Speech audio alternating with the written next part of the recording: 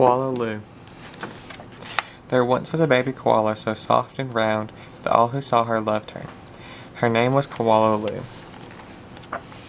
The emu loved her, the platypus loved her, and tough little Koala Klaus loved next door loved her. But it was her mother who loved her the most of all. 100 times a day she would laugh and shake her head and say, "Koala Lou, I do love you."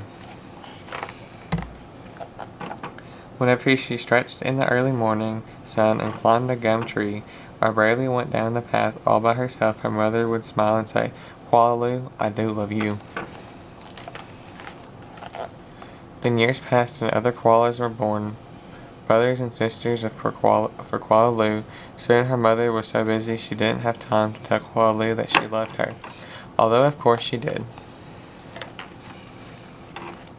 Every night, as she curled up under the stars, Koala Lou thought about the times when her mother had looked at her and said, "Koala Lou, I do love you." She longed for her to say it again. One night, Koala Lou had a splendid idea.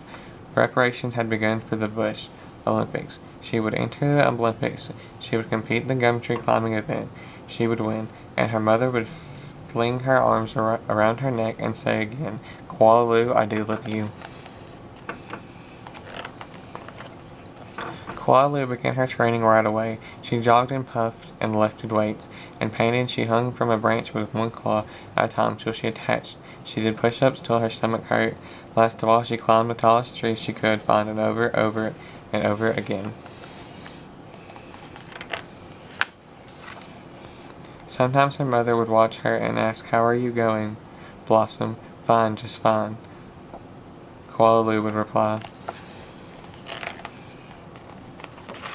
At last the day of the Bush Olympics arrived.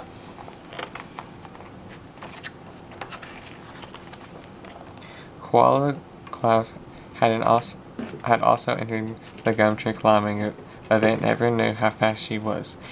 But Koala Lou wasn't scared. She saw her mother in the crowd and imagined her saying again, "Koala Lou, I do love you."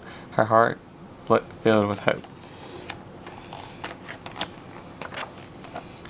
It was Koala Klaus who went first. He climbed a record-breaking 22 meters in 70 seconds flat.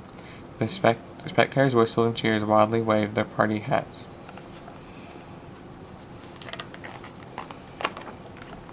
"I can do better than that," wondered Koala Lou. "I must." And she stepped towards the tree. A hush fell over the crowd. "On your mark," said the cockaboo. "Get set, go." Koala Lou leapt onto the tree. Up and up, up and up, and up she climbed. Higher and higher, higher, faster and faster and faster, until she was right at the very top. The spectators roared and clapped and stomped their feet. But she wasn't fast enough. In spite of all her training, all she had hoped, Koala Klaus, who won the gum tree climbing, Koala Lou came second. Koala went off and hid. She heard the shouts from the Bush Olympics and cried her heart out.